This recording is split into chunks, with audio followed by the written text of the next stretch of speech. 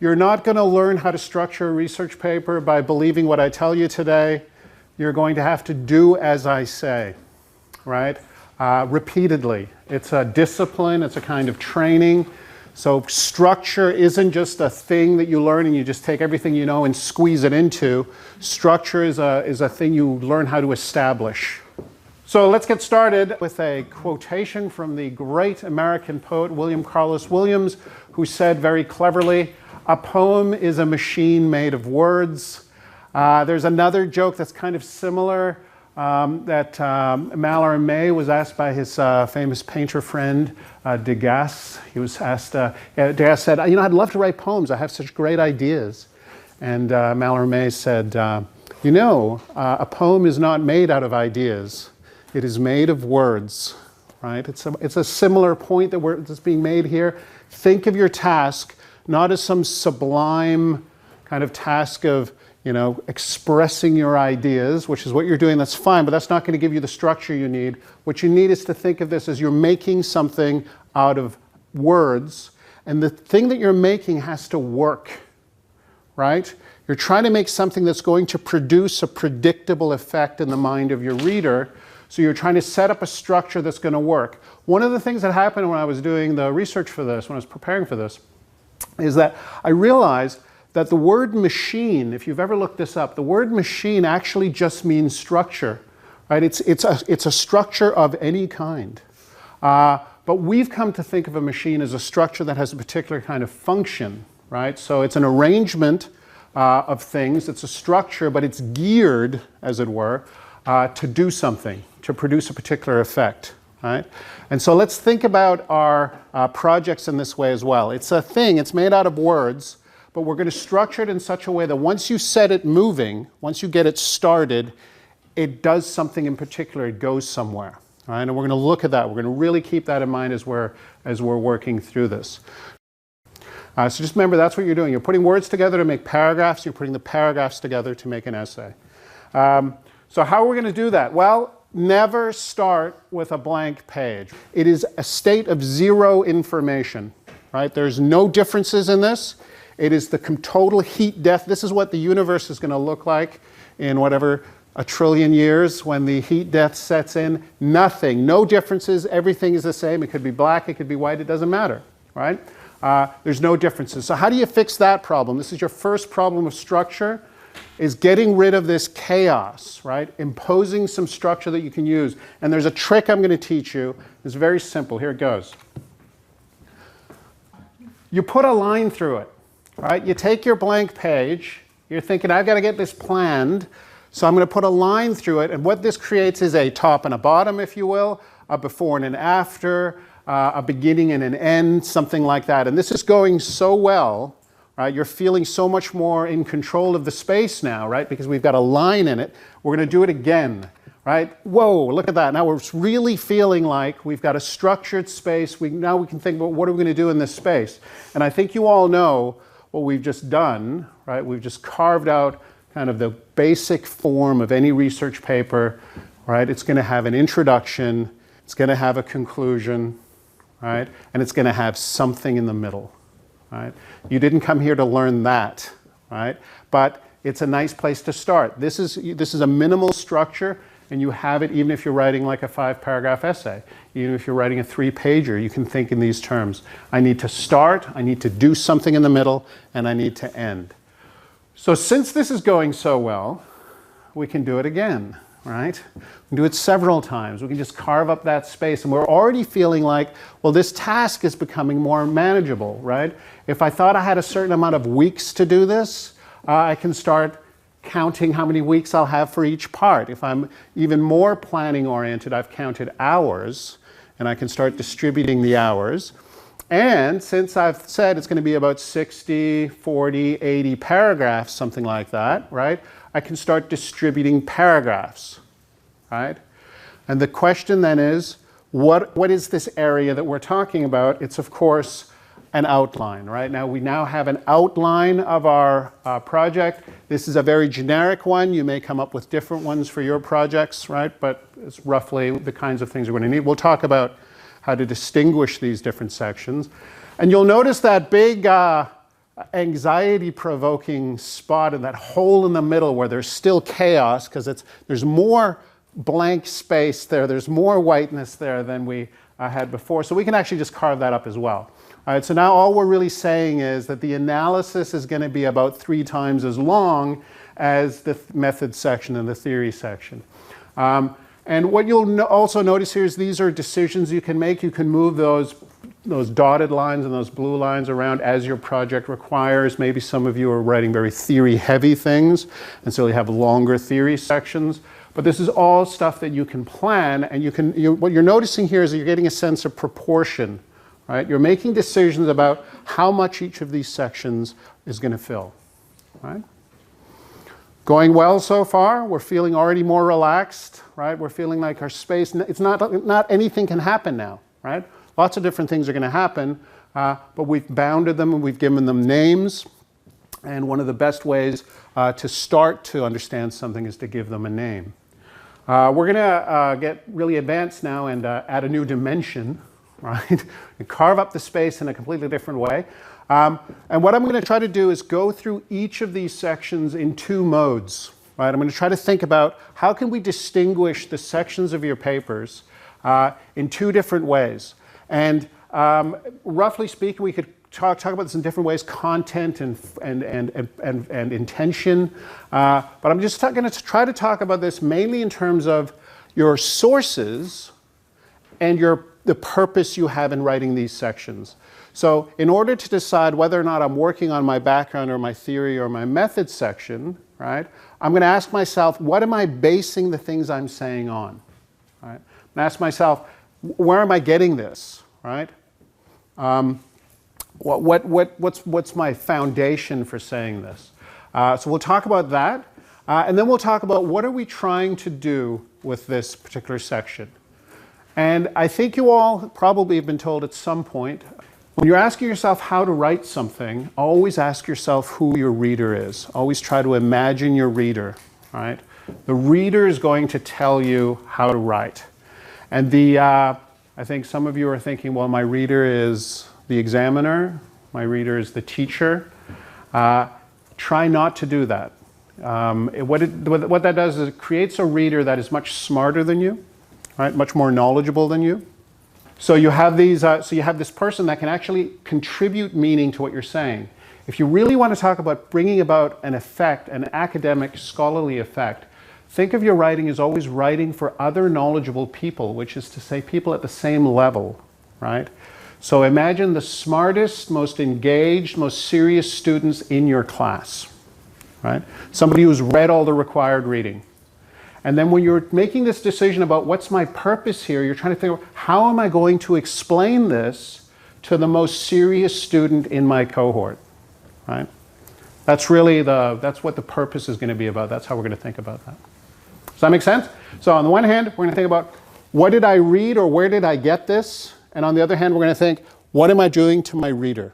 Right? And my reader is this familiar but serious, admirable, a sort of a familiar but admirable peer, right? That's who you're trying to write for. I think you know what the introduction and conclusions are for, but they are very good to start with because they make this difference between the reader very clear.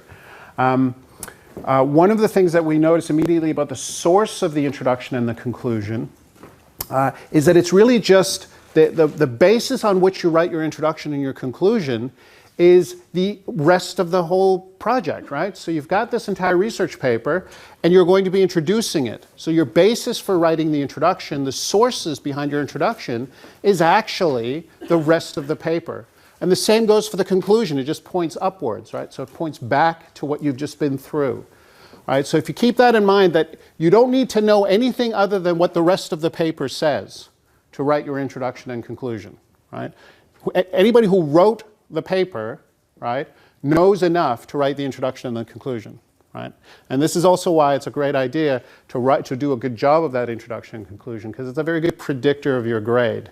If you can write an introduction and conclusion really well, you probably have the knowledge and skills you need to write the entire paper, right? But there's a difference between the introduction and the conclusion, and it's an obvious one, right? The introduction tells the paper is about, assuming the reader hasn't read it yet. Whereas the conclusion tells the reader what the paper is about on the assumption that the reader has just read the paper. Right? So it's a different rhetorical posture you're going to have there. You don't just want to say the same things, you want to say it at the highest possible technical level. Right? And we'll talk about that, what that exactly means. Right? What you're basically trying to do is get from the introduction to the conclusion, but you want to make sure the conclusion is higher up. Right? It's intellectually more difficult, but it says the same thing. Right? It says the same thing to a more prepared reader. So the only difference is really what's happened to the reader in the meantime, right? Which is your research paper. What about the background? What is the background section? Best way to think about the background section is it's where you describe the company you've looked at, or the country you've studied, or the region you're interested in. Sometimes the industry that you're studying, you might want to offer some descriptions of that, some information about that. Right? And in some cases, it's actually even about the managerial practice. You might think that that goes in theory, but in some cases, you're actually studying using a different kind of sociological theory, the effects of a certain managerial practice. Right? So you might use discourse analysis to study lean management. Right? And if you're doing that, then you're going to have to explain what lean management is to the reader in the background section. Then you'll introduce discourse analysis in your theory section. Right? So the background is a place where you provide the reader with information, and you're actually assuming that the reader doesn't know these things. Again, think about this student, this very serious, very admirable student that you're imagining writing for, right? They've read all the same theories that you've read, right? So that's nothing new there. And they have they've had the same conversations that you have. They have some of the same interests. They have a lot of the same popular background knowledge, but they're missing something. And one of the things they're missing is the information about your empirical object, right? So exactly the company that you went and studied, or exactly the industry that you went and studied, which may not have been part of the course, right? So you're saying, if I was to imagine explaining this to one of my fellow students, what would they need to know that they probably don't know, right? So that's the thing you want to make sure that you're providing information to a reader that will need it to make sense of the rest of your paper, right? You talk about the founding of the company that you studied, or the organization of it. How many teams do they have, even though you've only looked at one team, right? But here's an important thing. The basis of the background section is going to be publicly available sources. Right? So you're not going to be writing based on your data.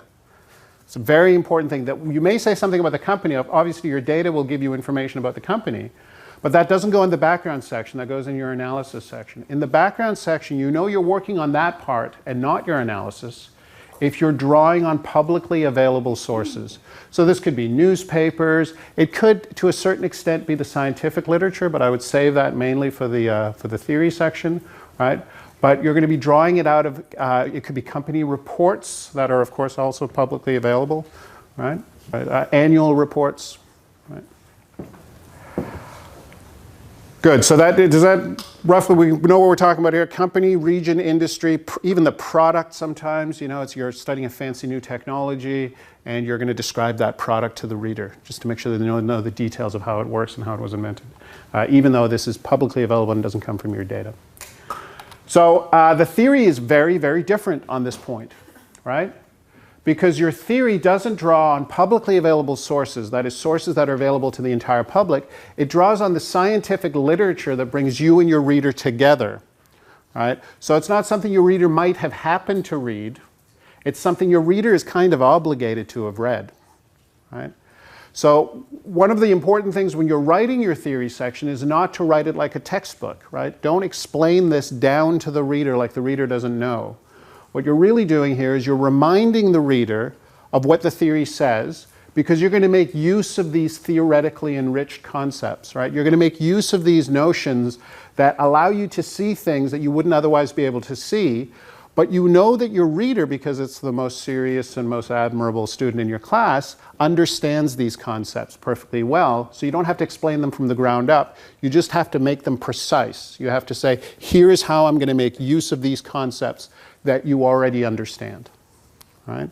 So you're activating the reader's knowledge competence, right? You're activating their basis to use these concepts, right? Their conceptual apparatus, if you will, right? You're saying, turn this part of your conceptual apparatus on, is what you're saying, right? You've got this part of your machinery, we're going to draw that into this machine that we're building here, right? These are the skills I need you to use, dear reader, right? And why are we doing that? What's the purpose of that? Well, it is to build expectations in the mind of the reader. And these are very formal expectations. You think of the entire conceptual apparatus of a theory is really just a system of expectations, right? Once you've said you're going to study app development in Denmark, right? The independent app developers in Denmark. Once you've said you're going to study that, you've just said, well, they exist. You can publicly document that, right, in your background section. So there are these app developers, right? Now, suppose you then say, well, I'm going to use sense-making theory, right, to study how they make sense of their situation. Well, at that moment, either the reader knows what sense-making theory is, right, and will be able to then immediately have some expectations about how this object is going to be studied and what the analysis will show, or the reader doesn't know what that is, and then you're in the wrong discipline. Right? If the reader is not going to know what your theory is, if you have to explain it from the ground up, then you're not writing in the right discipline, right? So you're going to be activating the reader's knowledge of a theory in the theory section. Does that make sense? Right? So always think about the reason I'm writing the theory section is to activate my reader's expectations of the object of analysis, right? So I've already given them a whole bunch of information about the background, and now I'm going to get them to expect something in particular, right? I'm going to get them to expect that retrospective processes of sense-making have had an important consequence for the overall strategy of these small app developers, right? That's the kind of expectation I'm setting up. If you're working more quantitatively, if you're working in kind of a classic quantitative tradition, what you're really doing here is constructing your null hypothesis, right? What you're doing is you're reading the literature to find out what we in the community would expect of this object if there was no particular effect that we're looking for, right? Does that make sense? And out of that will come some testable hypotheses, right? So out of this basic set of expectations will come some basic hypotheses. Now, we'll skip the method for a second because it's easier to explain if we start with what the analysis is supposed to do. The method serves a very specific purpose, but it's easier to understand if we know what we're trying to do with the analysis. Of course, the analysis is going to be based on your data. You know you're writing the analysis part of your paper if you're drawing on your data. So this is all the information that you have collected in some orderly and methodical way to make sure that you have a basis for saying something about the object. Right? Now, obviously, this is an interesting point. Again, if you're doing discourse analysis or something like that, it's quite possible that you've used the public media, newspapers and so forth in your background, but you've also constructed a data set, say, of newspaper articles from 2001 to 2011, right? And so that data set is what you're actually, that's the data. So whenever you're writing about that, right, you are now doing your analysis, whereas if you were just using newspaper coverage of some event to inform the reader, you're writing the background, right? So just remember, you construct your data set, you know what you're talking about when you say this is my data, right? And when you're basing your claims on that, you're writing the analysis, right? Think about it in those terms. Some people call this the results section, right? And some people even, there's a kind of, I'll talk about the discussion section in a very specific sense, but some people will also say, well, there's a discussion of the data, right? But I'll talk about it in a slightly different way. But results, analysis, it's the empirical part of your paper, right? And it's where your reader doesn't know, right?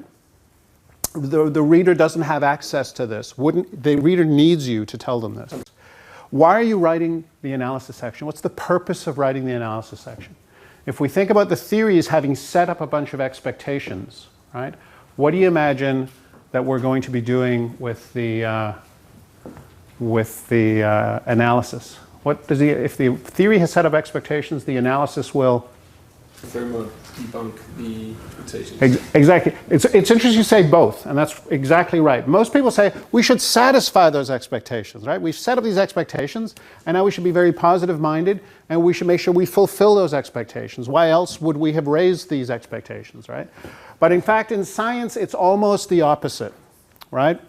So what you want to do in your analysis is you want to find out, you want to present your data in such a way that it challenges our expectations, right? So really, I usually say that writing an analysis is the art of constructing an artful disappointment, right? It's an artful disappointment of the reader's expectations of the object, not their expectations of your intelligence, right? You're just disappointing them as far as they thought they had this theory that already understood this practice, and you're showing them that the real world is actually more interesting than our theory already predicts, right? So, which is, again, if we want to compare it to quantitative work, it's like saying, well, we have a null hypothesis, but it turns out that there's an effect here we hadn't considered, right, that we hadn't thought of. Yeah? So we want the data, we want the analysis to challenge our expectations. And so we want to get good at making this disappointment, right? And that tells us something about what the method is supposed to do. That's where we really can see why we need this method. Because in real life, how do we deal with disappointment? If you're me, you try to forget it as quickly as possible. You just kind of put it out of your mind. You push it away, right? Didn't happen, right? You try to deny it, right? And in science, we do something similar. We have these beautiful theories that we've really worked hard to learn, right? And they really help us to understand the world. And then this data comes along, and it tries to get us to rethink our theories and think in different ways, challenges us. It's kind of irritating. So we try to push it away. And the way we do that is to say, there's got to be something wrong with this study, right? There's got to be something wrong with the data, right? There's got to be some argument we have for rejecting the basis on which this disappointment has been offered us, so that we don't actually have to face the disappointment of our theory, right? That's how we want to react. And of course, that's why the methods section is there, because it's there to close off that opportunity, right? It's there to preempt the desire on the part of the reader to reject your data in order to save the theory, right? So the reader has an investment in the theory, wants to maintain the theory, is going to try to reject your data. So what you do in your method section is you present yourself, right? You draw on what you did to collect the data, the care that you took in making sure you checked for sources of error, right? The effort you made to make sure the data set was representative. You present all the careful things you did to construct this data set in order to get the reader to trust your data, right? You're trying to build up trust with the reader in your data set. Does that make sense? All right? So the basis on which the source of your method is yourself. You might think it's your methods handbooks and so forth, and of course you're drawing on them for tips and guidance and so forth, and you're citing them for authority, because that also builds up trust. But what you're really doing is telling the reader what you did and how careful you are, right? And how cleverly you saw the mistakes that could be made and have worked out ways of avoiding them, right?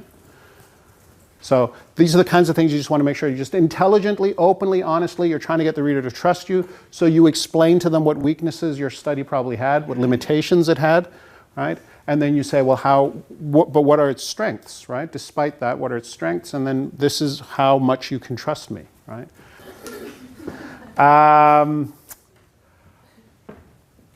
You haven't objected in the way that I expected you to. Some of you would say, I don't think that we do it in this way in our field. I don't think we test hypotheses in this way. I don't think we're always challenging the theory.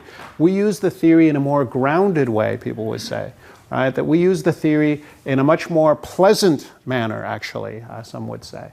And for you, I have an alternative. Right? Marshall McLuhan, the great Canadian media theorist, has this great thing he says. If you don't like my ideas, I've got others. You know? And so if you don't like this, I actually do have another idea. It's completely different. It's not completely different. It's a little bit different. And what you really do is, instead of saying we're building up expectations in order to disappoint them, we're going to set up a kind of structured space of curiosity for the reader in the theory section, right? We're going to make the reader not expect anything in particular that we can disappoint, but we're going to make them curious about particular parts of the organization we're studying and particular things that might be going on in that organization, right? We're going to guide their attention in that way. And then we're going to satisfy, obviously, that curiosity. We're going to have that nice literary tension of building up curiosity and satisfying it. It's a nice literary moment there. And of course, in order to succeed in that, we need to have a literary authority, right? We need to become authors, right? So the reader has to trust us in that more general sense of, I have to be the person that gets to tell the story, right? I have to have a right to tell the story. I have to have the authority to tell the story. And that's what I'm going to be doing in my methods section.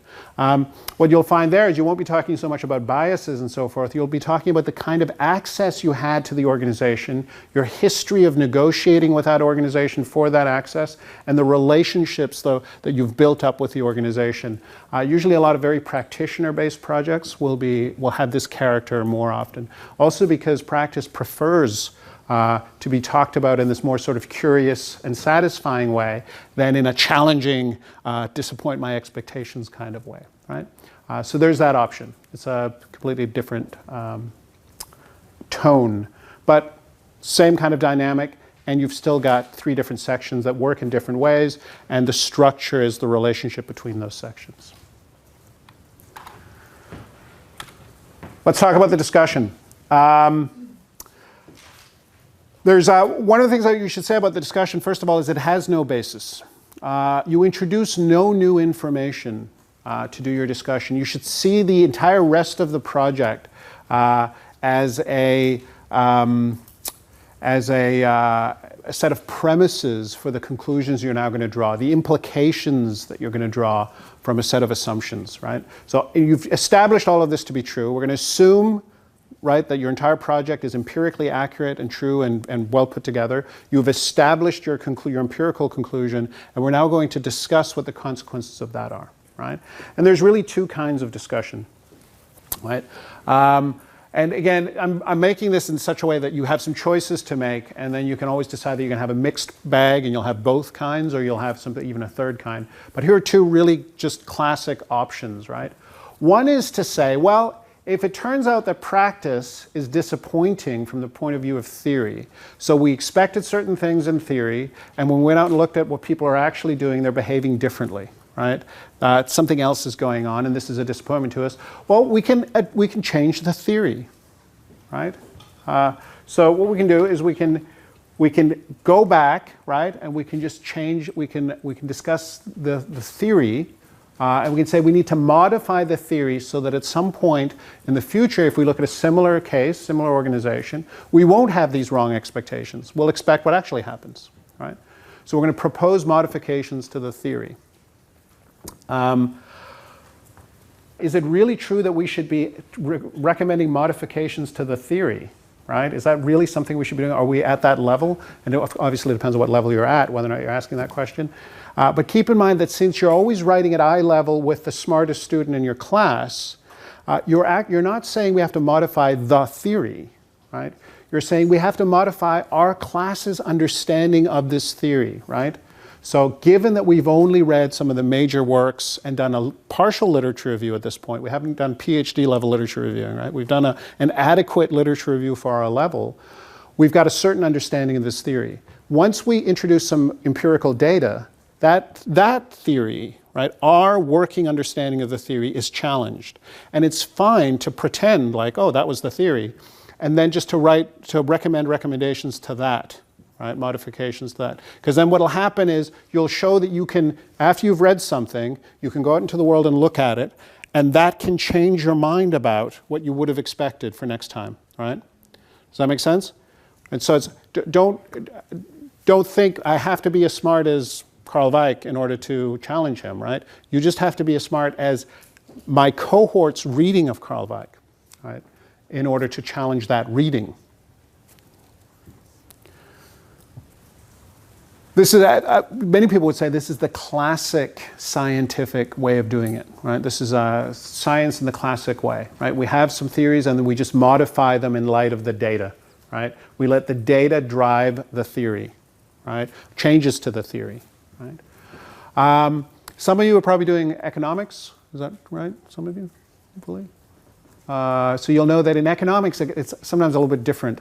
They have these wonderful theories in economics that are pristine and pure and were, as it were, handed down from above. Theories about price formation on markets, for example, right? So they'll have a theory about that. And then they'll go out and do an empirical study of a market, like the formation of prices on the housing market. And they'll discover that the housing prices are not behaving as the theory predicts, right? There is some discrepancy between what the theory predicted the housing prices would do and what the actual housing prices did.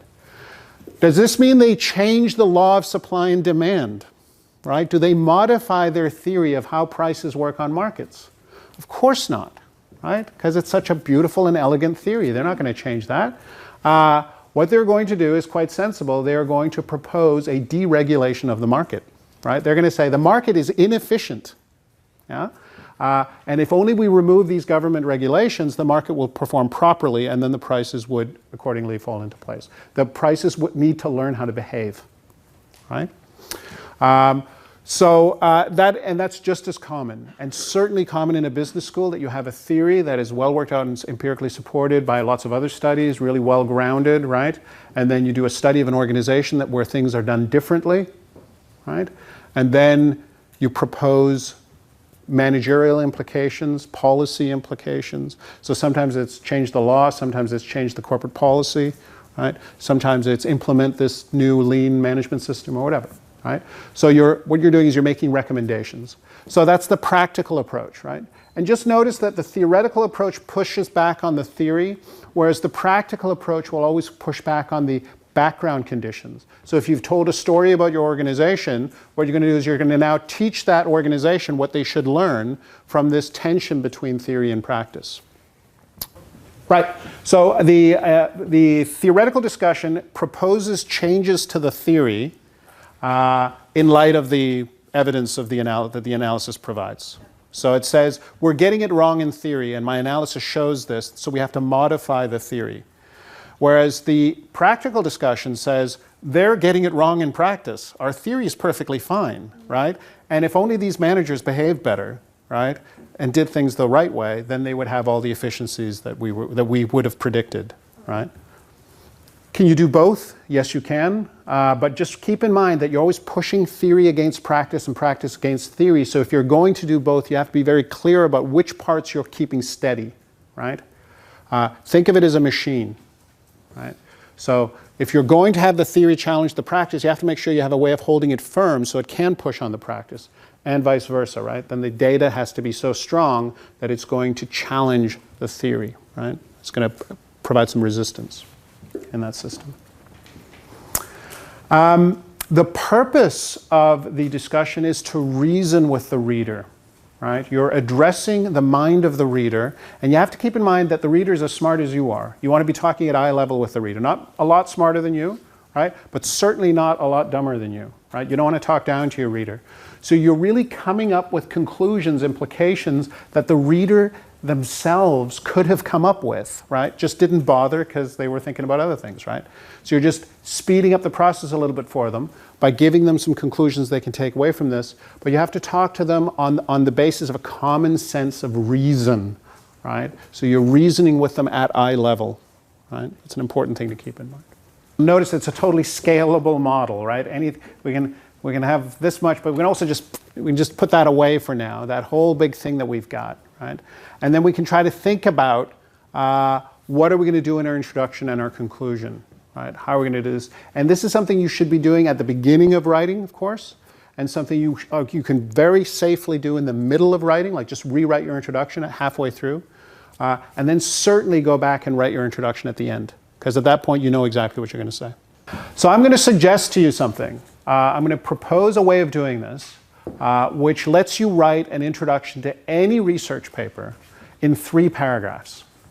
And those of you who follow my writing process advice will know that this will then take you exactly 1.5 hours to write, 27 minutes at a time with 3-minute breaks. You will write no more than 600 words and no less than 18 sentences, right? If you do this exactly the way I tell you, right? And you only have to know 3 things to write this, right? So you have to have kind of 3, you have to make up your mind that 3 things are true, right, in order to write these 3 paragraphs. And if you can write these paragraphs, you are really well based, as it were, to write the rest of your paper, right? So the first thing you want to make sure that you know something about is the world. Now, yes, in a sense, the whole thing, right? You want to know why your paper is relevant in the world in which we live, right? So this is where you say something like, the internet has changed the way businesses communicate with their customers, right? Sounds pretty obvious, pretty boring, right? But notice that if you know something about internet marketing, right, then you can write an interesting paragraph of at least 6 sentences and at most 200 words that says only one thing, which is that the internet has changed the way businesses communicate with their customers. You can explain how it has changed, right? You can explain when it really took off, right? You can explain how much it has changed, right? So you can tell a nice story there. You can provide some interesting statistics. You're in control of that space, right? What you're doing is you're meeting the reader. It'll take about a minute for the reader to read this paragraph. It is the first minute of your reader's attention, right? And you address yourself to it, right? And keep in mind that what you decide the day before, we live in a world that is like this, and because the world is like this, it needs my research paper, right? All right, we live in this world, and it needs my research. But I'm not going to talk about my research yet. I'm just going to describe the world. And I'm going to describe it in a way that is recognizable to my reader. So the world is going to be not some weird, crazy place, right? It's going to be a place that is common, familiar, and recognizable. It's a common place to start. But it's going to be interesting, right? I'm going to show the reader that I'm an interesting person, that I know not just banalities about this, I know interesting facts about this world that we live in, right? Make sense? Step 1, write about the world. Step 2, write about the science that studies that world. And keep in mind that this is your science. It's your discipline, right? So don't talk about those scientists that are don't make this all, don't alienate yourself from your own expertise, right? Step into it. We scientists, we researchers working in this area, right? We know this about that world that I've just described, right? So we marketing theorists know this about the internet, right? And there's 2 general approaches you can take.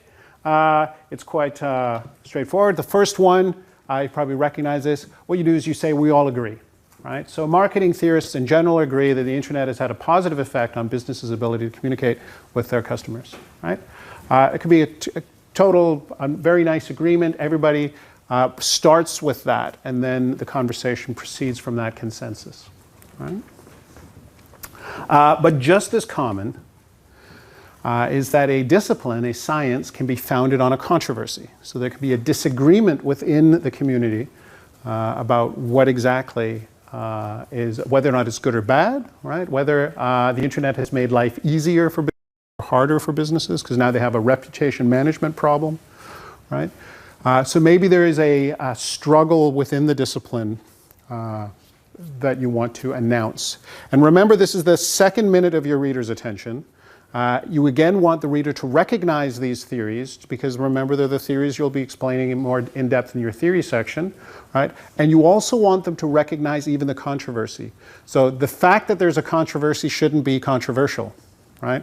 The reader should recognize, oh yeah, we argue about this all the time. Every time we talk about this, we have this argument, right?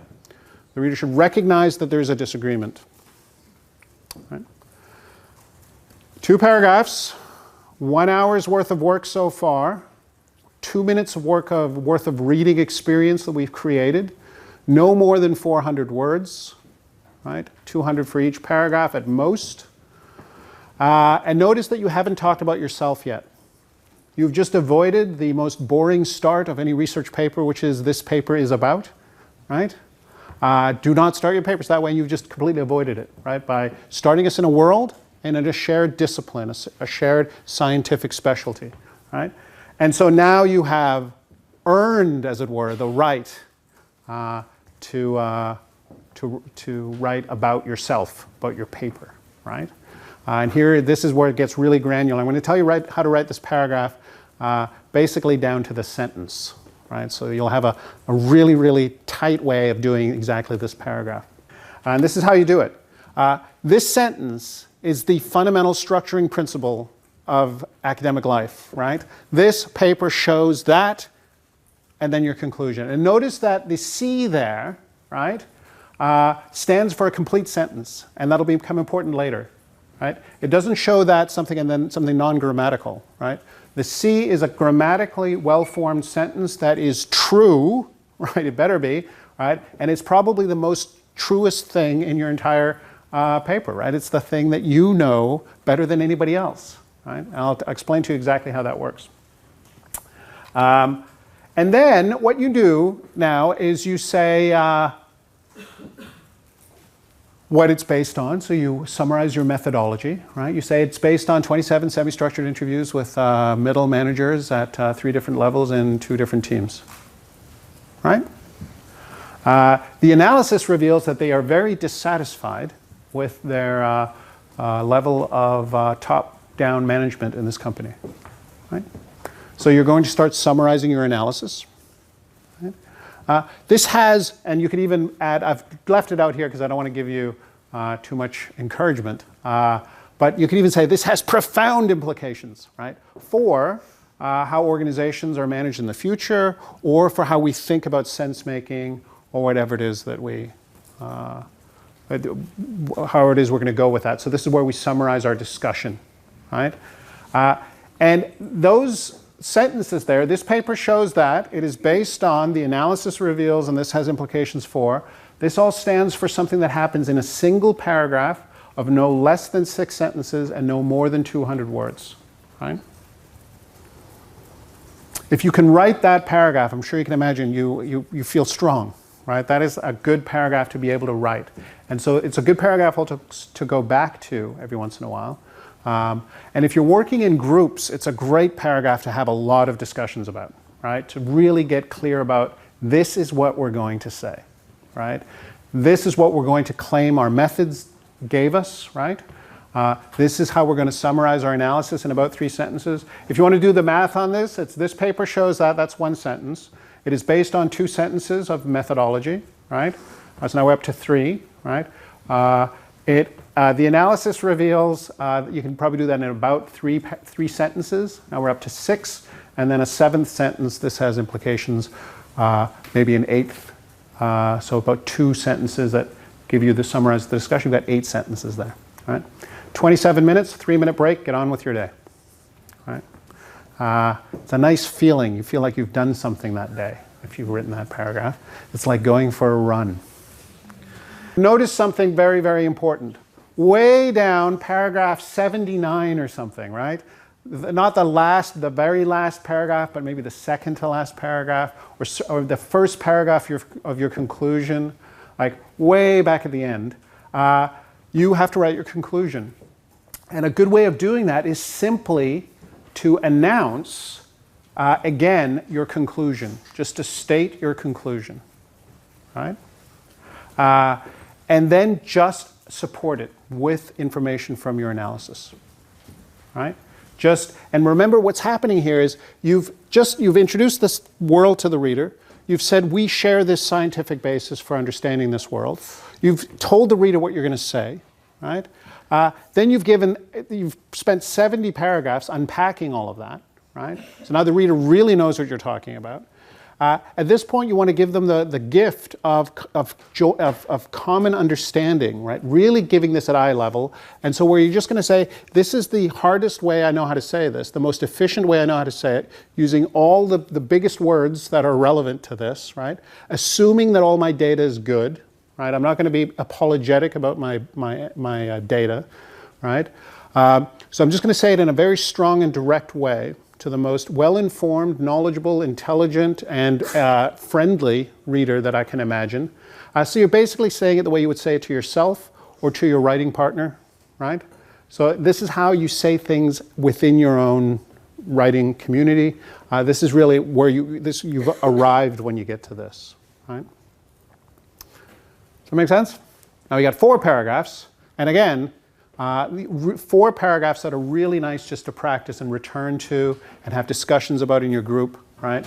Because they are the structuring part of this thing. Let's have a look at exactly that, an example of this. Paper I've written myself, so it's good. So this is a paper that I'm working on about the Man Gulch disaster. It's part of the sense-making tradition, very famous disaster. And you'll notice, I'm not going to read it all for you, but you'll notice that the world that I'm starting us in is just a world in which a disaster in fact happened, right? I'm just saying, you, dear reader, are not going to be surprised to learn that there was a disaster. Here are some details about it, right? And I'm really just telling a gripping and thrilling story, a tragic story even, right? But it's an exciting story. It has some drama in it, right?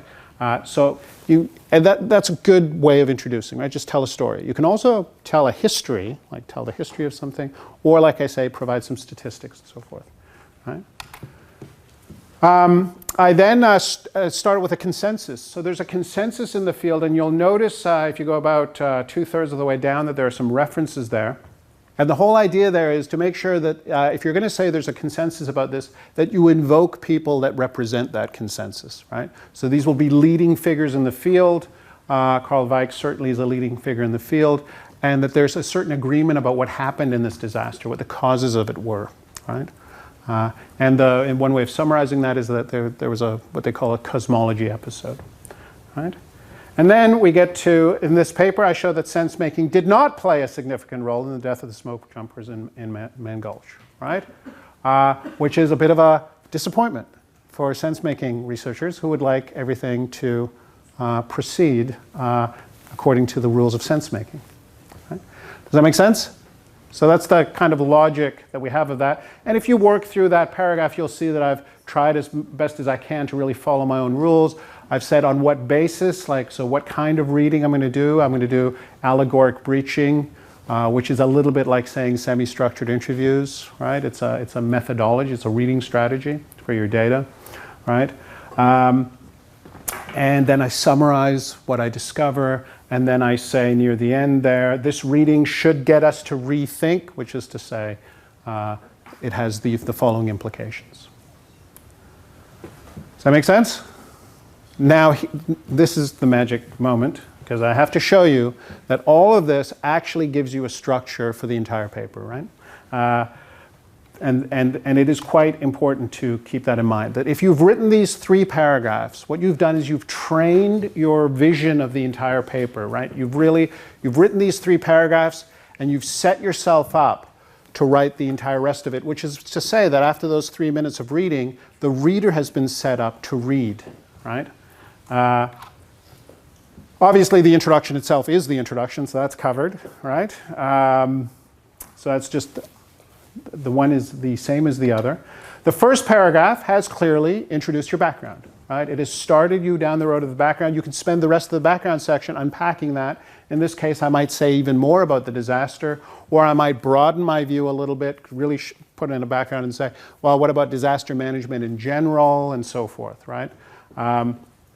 So it gives me a way of starting in on my background section, right? It gives me something to refer to when I start my background section. The second paragraph that starts the science, obviously, is introducing the theory, right? So we have introduced the theory now. The first couple of sentences of the third paragraph introduce the method. They tell the reader what my methods are going to be. The analysis is then summarized. I've tried to be pedagogical, so about 3 points of the analysis, which has about 3 sections. So you'll probably want to do it roughly like that, right? A sentence, or maybe even half a sentence per section of your analysis, depending on if you have a 6-section analysis, then you may not want to use 6 sentences in that paragraph. So you'll find out how to do it in half sentences. And of course, the discussion is summarized at the end. And just to put a button on it, yes, the conclusion is mentioned in the introduction, so the reader also knows where we're going. And most readers like that, right? Most readers don't want to be surprised at the end. They do want you to announce what you're on about, what you're going to try to do, so that the reader can activate the correct critical posture and apparatus for understanding this. Let's summarize this. Here's really the core, like if you really take the machine and just trim it down so it has no dead weight, right? And the only thing that your machine is going to do, right, is just its main point. Then we have it here, right? We have that first sentence and then the third paragraph. This paper shows that the Mann Gulch disaster was not a cosmology episode. I've changed a little bit here just to simplify it. Notice something important about this sentence. You don't know what it means if you don't know what a cosmology episode is, right? And what that tells you is something important about that sentence. It's the key sentence of the third paragraph, and what you want to make sure is that it's theoretically loaded, right? So it only makes sense, its meaning is derived from theory, right? You're going to use words in it, concepts in it, that only a theorist would understand. That's how you know you've written that sentence right. If there's no theoretical language in it, it's not a good concluding sentence. But notice something else, right? That it's only true based on the data. It's only if I'm right in my reading of the Mann Gulch disaster, right, that this sentence is true. So it's empirically true, but theoretically meaningful, right? Does that make sense? And notice this, right? The only difference between these two sentences is those 4 words, I guess, but the most important ones are those first 3. This paper shows, right? And that's what makes the first sentence part of the introduction and the second sentence part of the conclusion, right? Is that in the introduction we're going to describe the paper, right? In the conclusion we're going to assert the conclusion, right? We're going to say what we mean because we've earned that right. Yeah? So here we are. This is the machine you're trying to build. You recognize that it has some stable structures and some working parts, right? And you also recognize that it's going to take about 60, 80, 120 minutes to read, right? Because it's 1 minute per paragraph. And you want to make sure that each of your paragraphs delivers a point into this structure, right? So the argument flows, and so that you understand what the overall effect is that you're trying to have.